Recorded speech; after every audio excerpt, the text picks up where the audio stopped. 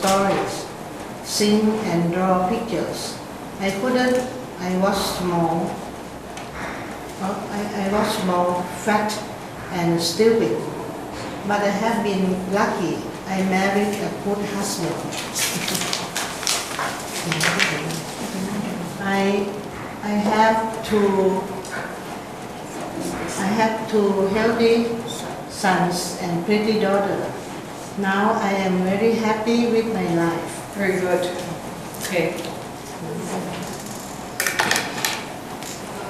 But I must tell you about my sister Anita. It's true that she was beautiful and clever, but I'm sorry to say, she wasn't very good child. Not very nice. Our parents gave her everything she wanted. My parents gave her everything she wanted. She could do anything. She could do anything she liked. She never worked or helped our mother in the house. I remember that her hands were always clean and beautiful. Her fingernails were long and clean. They were never broken or bitten like me. Like mine. Like mine. Everyone thought she was beautiful and clever. Everyone smiled at her. Everyone did what she wanted. Very good. Okay. Are we following that? Yes. Okay.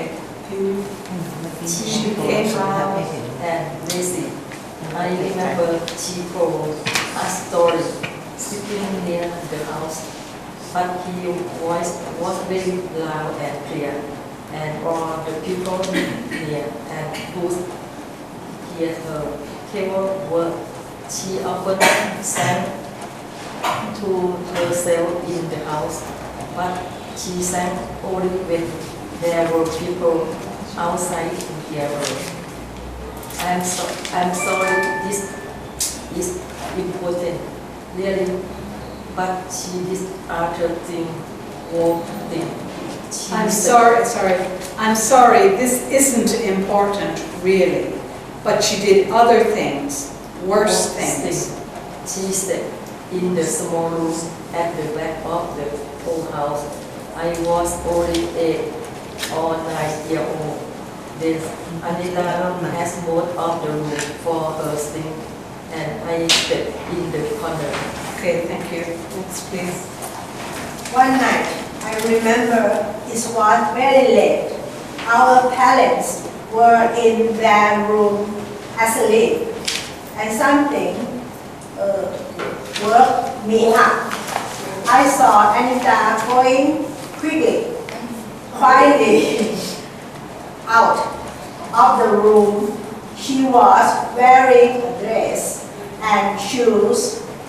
The moon was very bright that night, and I couldn't sleep again. I lay awake, waiting.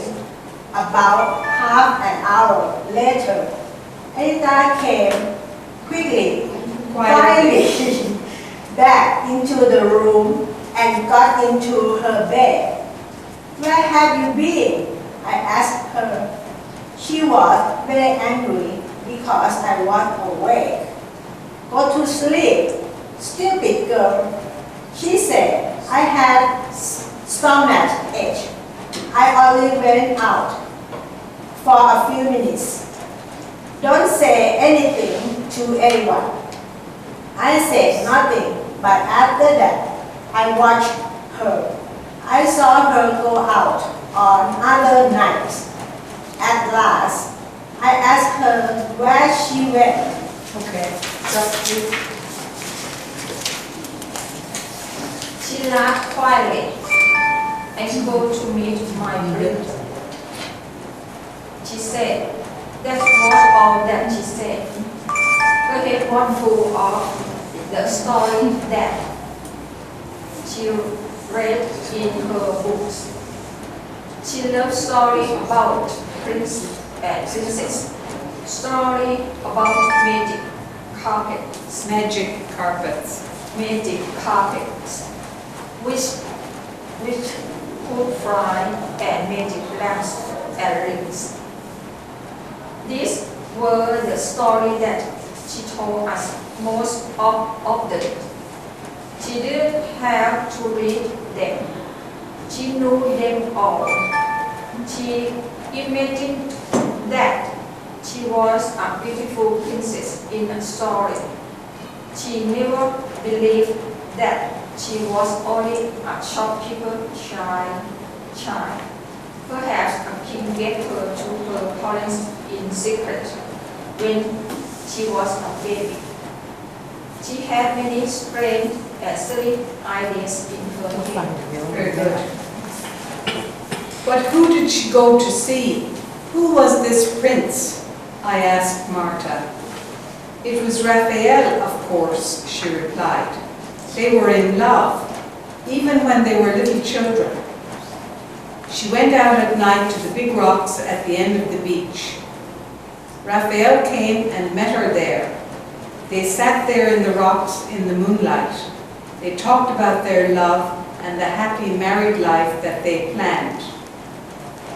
Our parents had no idea that she was doing this, of course. Anita told me to keep quiet about it. If you tell anyone, she said, I'll say terrible things about you to our parents. They'll believe me. They won't believe you. And it was true. I knew it was true. They always believed Anita. She could always do what she wanted. I was always in trouble, so I said nothing. Okay, next please. Then Raphael went away to work in the farm for 6 months. Anita lost her prince. In the daytime, she was the same as before. But at night, she cried in her bed because of her Raphael was far away. But when he came back, she was happy again. She went to meet him at the big branch.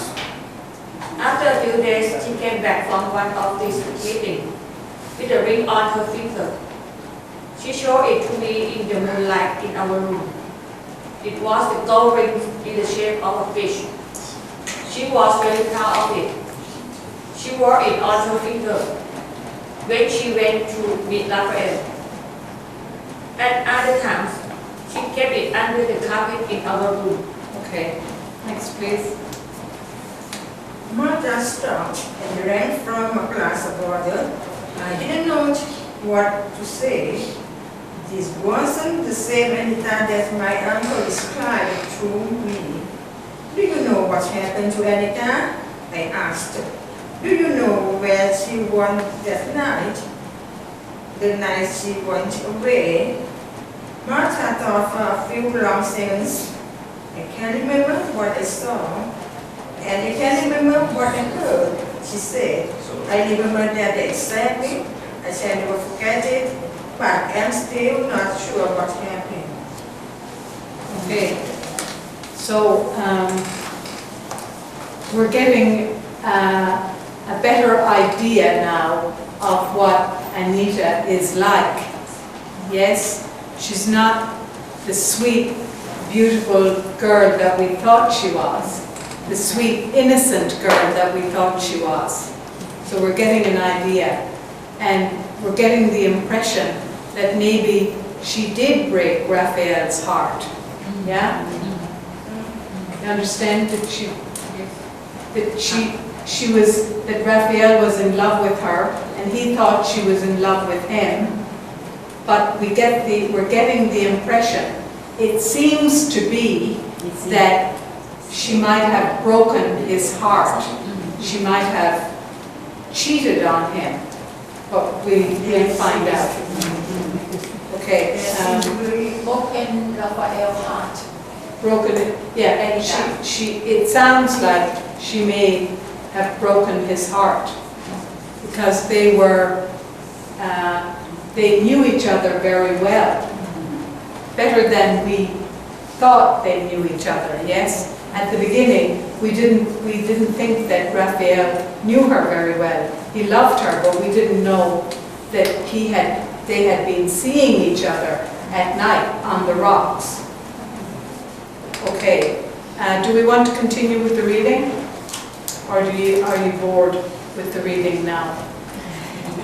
We continue with chapter 9, yeah, because we must finish this book before I leave.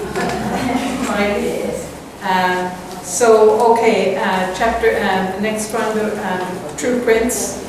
The True Prince. On that Sunday night, Martha continued. I went to bed early, about 8 o'clock. I think, like most younger children, my father was in the living room. He was talking to the soldier. The soldier says for a meal that evening. I couldn't hear their voice through the wall. They had a new paraffin lamp in there with them. I remember it made a bright light in that room. Anita was in our room too. Father sent her to bed because the soldier was there. He was lying on her bed and reading by the light of a small oil lamp. She was listening. She was listening. She was listening to the talk in the living room too. I remember that we could hear the soldier's deep voice very clearly through the thin wall. Through the thin walls. Okay. Next, please.